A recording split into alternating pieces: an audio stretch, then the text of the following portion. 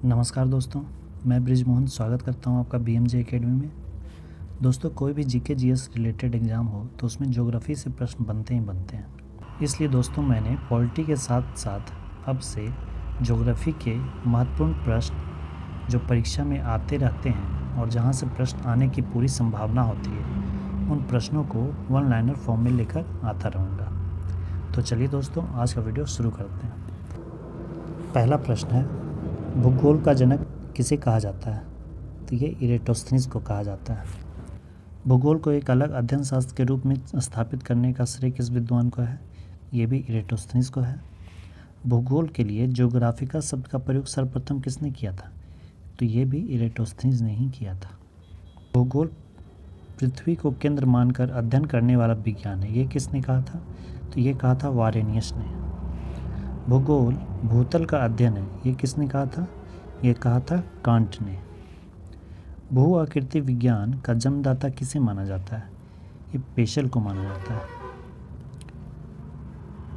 अगला, गणितीय भूगोल का प्रारंभकर्ता कौन है? गणितीय भूगोल का प्रारंभकर्ता थेल्स है। थेल्स का प्रमेय आपने ज्योमेट्री में पढ़ा होगा। अगला, मानव भूगोल का संस्थापक किसे कहा जाता है? तो मानव भूगोल का संस्थापक कहा जाता है कार्ल रिटर को। सौर प्रणाली की खोज किसने की थी? तो ये की थी कोपरनिकस ने। अगला, सूर्य के चारों ओर घूमने वाले खगोलीय पिंड क्या कहलाते हैं? तो ये पिंड कहलाते हैं ग्रह। जैसे पृथ्वी एक ग्रह है जो कि सूर्य की परिक्रमा करता है। किसी ग्रह के चारों ओर परिक्रमा करने वाले छोटे आकाशीय पिंड को क्या कहते हैं? तो उन्हें उपग्रह कहते हैं। कोई स्टार है तो स्टार की परिक्रमा लगाता है ग्रह, प्लेनेट, और कोई ग्रह है तो उसकी परिक्रमा लगाता है उपग्रह। अगला, ग्रहों की गति का नियम किसने दिया? तो ये दिया था जॉन्स केपलर ने। सौर मंडल में कुल कितने ग्रह हैं? तो ये 8 हैं। पहले 9 थे। प्लूटो को 2006 में हटा दिया गया ग्रह की श्रेणी से, फिर उसे 92 ग्रह में शामिल कर लिया गया है। अंतरिक्ष में कुल कितने तारामंडल हैं, कॉन्स्टलेशंस? ये हैं 89। निक्स ओलंपिया कोलंबस पर्वत किस ग्रह पर स्थित है? तो ये मंगल ग्रह पर स्थित है। पार्थिव ग्रहों की संख्या कितनी है? तो पार्थिव ग्रहों की संख्या 4। ये पार्थिव ग्रह होते क्या हैं, ये समझिए। जैसे ये सन है, इसके बाद से यहाँ मरकरी आ गया, फिर वेनस आ गया, फिर आप अपना अर्थ है, फिर उसके बाद मार्स है, और फिर उसके बाद एक एस्टेरॉयड बेल्ट है, और इसके बाद फिर बड़े ग्रह हैं बृहस्पति, फिर आपका शनि आ गया, फिर उसके बाद यूरेनस और फिर नेपच्यून। तो ये जो 4 ग्रह है ना सूर्य से लगातार, ये 4 ग्रह, इन्हें ही पार्थिव ग्रह कहा जाता है। और इधर जो 4 ग्रह हैं, ये एस्टेरॉयड बेल्ट के बाद ये जो 4 ग्रह हैं, इन्हें जोबियन ग्रह कहा जाता है।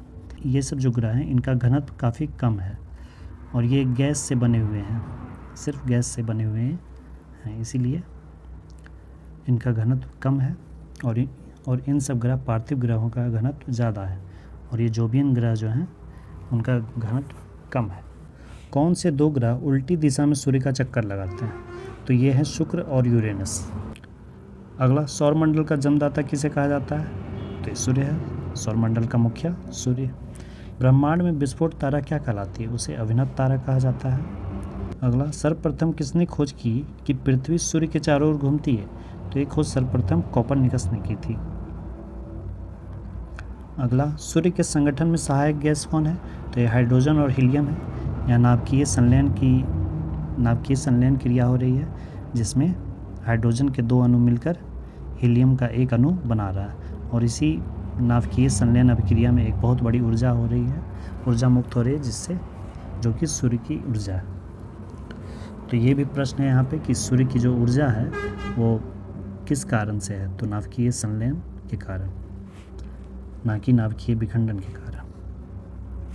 अगला, सूर्य के मध्य भाग को क्या कहा जाता है? सूर्य के मध्य भाग को प्रकाश मंडल कहा जाता है, और इसका टेम्परेचर होता है लगभग 15,000 डिग्री सेंटीग्रेड। अगला, सूर्य के ऊपर के भाग को क्या कहा जाता है? सूर्य के ऊपर के भाग को उसे वर्णमंडल कहा जाता है, और इसका टेम्परेचर लगभग होता है 6,000 डिग्री सेंटीग्रेड। अगला, नॉर्वे में अर्धरात्रि के समय सूर्य कब दिखाई देता है? तो यह 21 जून को दिखाई देता है। 21 जून को सूर्य पृथ्वी के कर्क रेखा पर सीधा चमकता है। एक ग्रह की अपने कक्ष में सूर्य से अधिकतम दूरी को क्या कहा जाता है? तो उसे कहा जाता है अपसौर। जैसे सूर्य यहाँ पे है, ऐसे ये पृथ्वी चक्कर लगा रहा है इसका, तो ये चक्कर लगाते हुए एक समय थोड़ा नज़दीक होता है और एक समय दूर होता है। तो जब दूर होता है तो उसे अपसौर कहते हैं और जब नज़दीक होता है तो उसे उपसौर कहते हैं।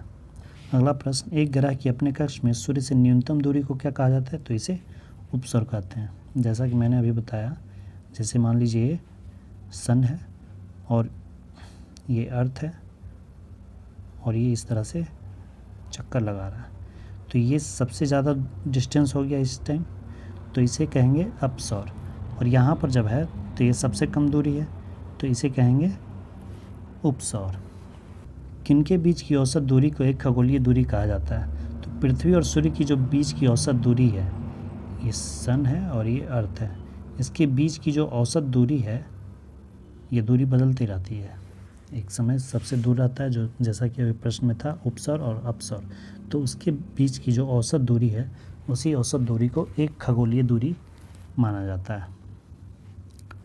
अगला, मध्य रात्रि सूर्य का क्या अर्थ है? मध्य रात्रि सूर्य का अर्थ है कि सूर्य का जो है ध्रुवीय वृत्त में देर तक चमकना। जैसे ये है पृथ्वी, ये भूमध्य रेखा, ये कर्क रेखा, ये मकर रेखा और ये आर्कटिक वृत्त, तो ये जो है ना, इसे ही ध्रुवीय वृत्त कहते हैं। तो अगर सूर्य का प्रकाश इस पर अगर पड़ रहा है तो उसे ही कहते हैं मध्य रात्रि में सूर्य का अर्थ। मध्य रात्रि का सूर्य किस क्षेत्र में दिखाई देता है? तो ये आर्कटिक क्षेत्र में दिखाई देता है, जैसे कि मैंने बताया अभी, ये हो गया सबसे ऊपर का आर्कटिक क्षेत्र। सूर्य के रासायनिक मिश्रण में हाइड्रोजन का प्रतिशत कितना है? तो ये 71% है। सौर पृष्ठ पर लगभग कितना तापमान होता है? 6000 डिग्री सेंटीग्रेड होता है। सूर्य का प्रकाश धरती तक पहुंचने में कितना समय लेता है? तो ये 8 मिनट 20 सेकंड का समय लेता है। सूर्य के सबसे पास कौन सा ग्रह है? तो सबसे पास बुध है। अगला प्रश्न, सूर्य से दूरी के अनुसार बढ़ते क्रम में ग्रहों के नाम क्या हैं? तो सबसे पहले बुध, मरकरी, फिर शुक्र, पृथ्वी, फिर मंगल, मार्स। अगला बृहस्पति, जुपिटर। अगला शनि, सैटर्न। उसके अगला Arun, Uranus. Last Varun, Neptune. तो ये थे दोस्तों आज के लिए ज्योग्राफी के महत्वपूर्ण प्रश्न। आपको वीडियो कैसी लगी ज़रूर कमेंट करें। और पॉलिटी के नियमित क्लास बिल्कुल क्रमबद्ध तरीके से चल रहे हैं, आप उसे एक बार ज़रूर चेक करें। प्लेलिस्ट आपको मिल जाएगी, प्लेलिस्ट में जाकर आप उन वीडियोस को ज़रूर देखें। इनसे बाहर से प्रश्न परीक्षा में नहीं आएंगे। दोस्तों, इस चैनल पर आपको उतना ही बताया जाएगा जितना कि परीक्षा के लिए महत्वपूर्ण है। ज़रूरत से ज़्यादा कंटेंट देकर आपको भ्रमित नहीं किया जाएगा। इसलिए दोस्तों, चैनल से जुड़ें और सपोर्ट करें और अपने दोस्तों के साथ भी शेयर करें। आप सबको इस चैनल पर सभी विषयों से संबंधित क्लास और आवश्यक PDF हमेशा बिल्कुल निःशुल्क मिलती रहेंगी। धन्यवाद।